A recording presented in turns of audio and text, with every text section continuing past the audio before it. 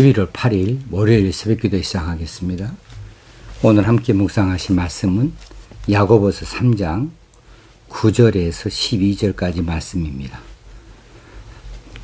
이것으로 우리가 주 아버지를 찬송하고 또 이것으로 하나님의 형상대로 지음을 받은 사람을 저주하나니 한 입에서 찬송과 저주가 나오는도다.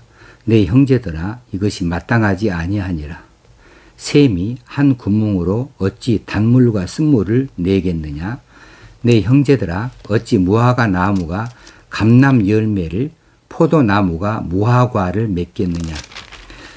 이와 같이 짠 물이 단물을 내지 못하느니라. 아멘.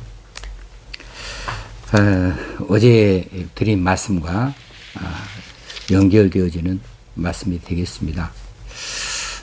우리 입에서 나오는 이 말을 어떻게 우리가 잘 단속해야 될 것인가.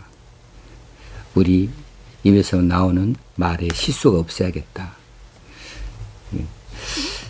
사람을 사귈 때요, 뭐 여러 가지 많이 우리가 주의해야겠지만 거짓말을 잘하는 사람은 결코 도움이 되지 않습니다.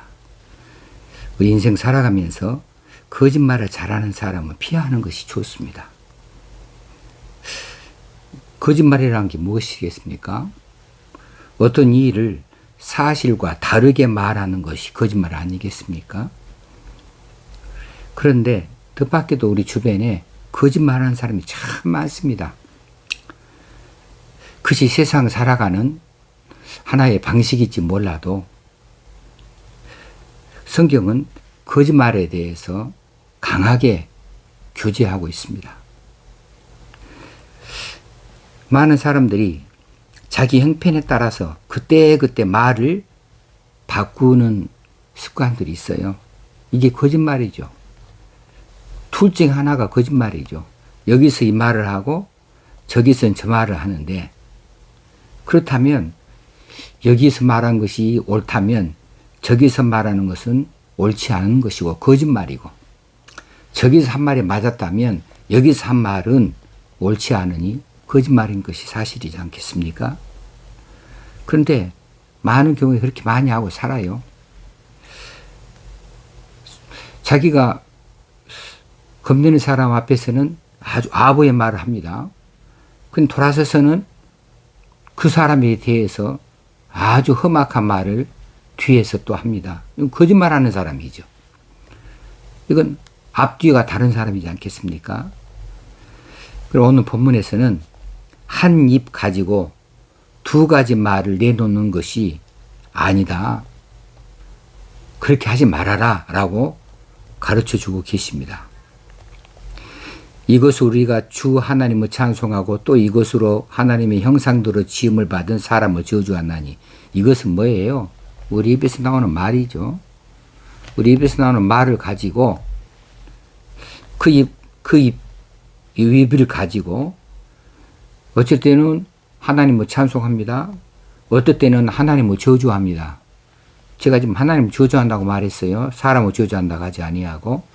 그것이 그럴 이유가 있으니까 그래요. 하나님을 우리가 입술로 하나님을 찬양한다. 그런데 하나님의 형상대로 지음을 받은 사람을 저주하는 것은 곧 그 사람을 지은 하나님을 저주하는 것이거든요.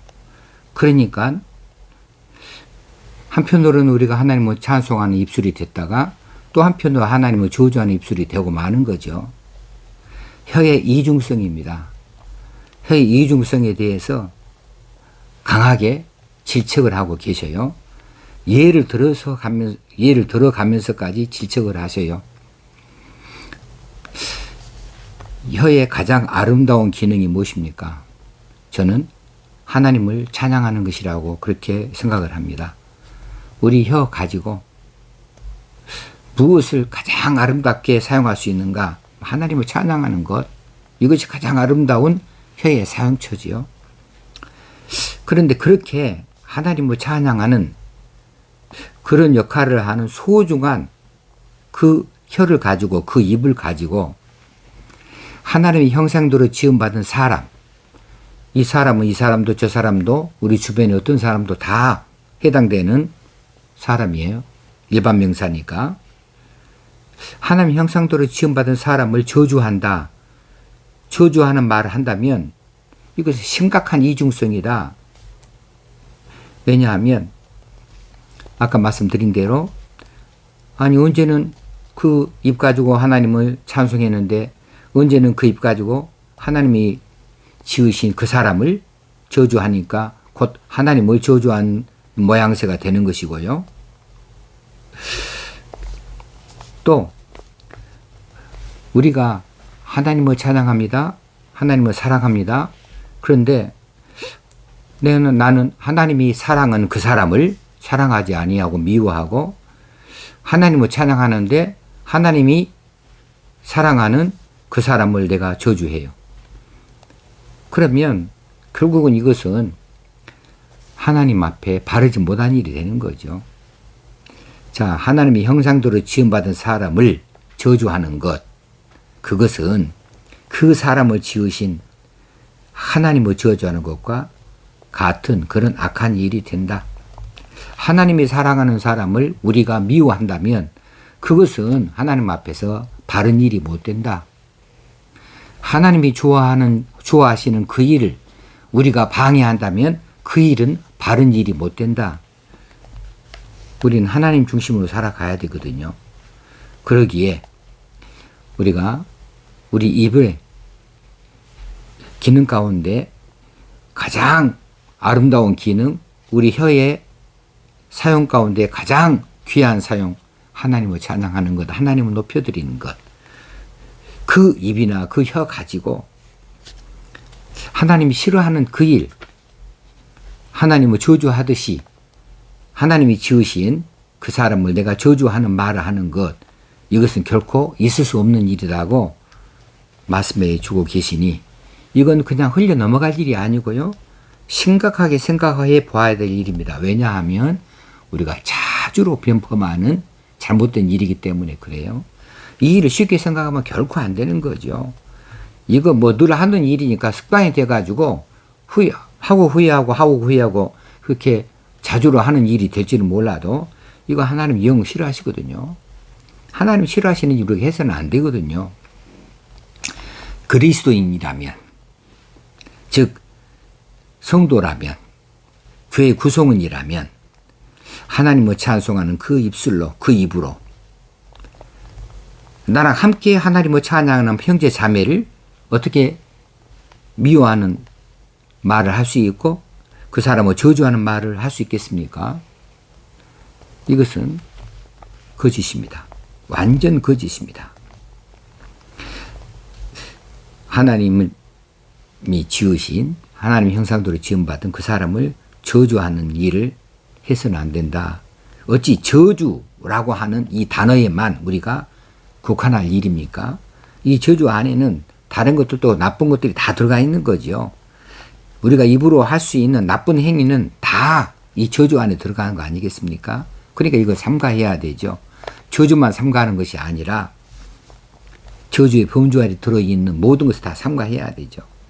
자, 남을 해하는 말, 해롭게 하는 말, 남을 비방하는 말, 남을 업신여기는 말, 남을 흉보는 말, 이 모든 것들, 이것들이 어두운 자식의 일이고 어둠의 세력들이 일이지 빛의 자녀들이 일이 결코 아니죠. 이런 악한 말 대신에 우리는 무엇을 해야 됩니까? 오히려 높여주는 말, 칭찬하는 말, 격려의 말, 위로의 말, 축복의 말, 사랑의 말, 이런 말들을 하는 것이 우리 입술로 하나님을 찬송하는 것과 격이 맞는 거지요. 거기에서 통일성을 볼 수 있는 거죠. 그러므로 꼭 명심하십시다. 그리고 이 일은 날마다 저녁에 기도할 때마다 체크해 볼 일입니다. 내가 오늘 내 입으로 누구를 흉봤는가, 누구를 비방했는가, 누구를 업신여겼는가, 누구를 깔보았는가, 누구의 화를 냈는가. 우리 입술의 말들을 반드시 저녁마다 체크해서 이것을 날마다 고쳐나가지 아니하면 이거 고쳐지기 어렵죠. 11절과 12절에 나오는 말씀은 이제 이중성에 대해서 예를 들어서 한 말이죠. 샘이 한 구멍으로 어찌 단물과 쓴물을 내겠느냐.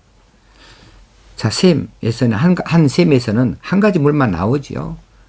단물이 나오든지 쓴물이 나오든지 짠물이 나오든지 한 가지만 나오는 법입니다. 단물도 나오고 쓴물도 나올 법이 없고요. 단물도 나오는데 짠물도 나온다 할 수는 없는 것 아니겠습니까? 단물이면 단물, 쓴물이면 쓴물, 짠물이면 짠물, 딱 한 가지만 나오는 거죠. 섞여져서 나오는 법은 없다.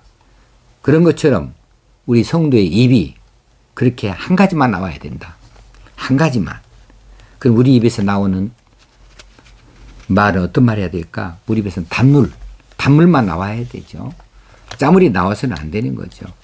12절에서는 무화과 나무가 감람 열매를 맺을 수 있겠는가? 포도나무가 무화과를 맺겠는가? 그래요.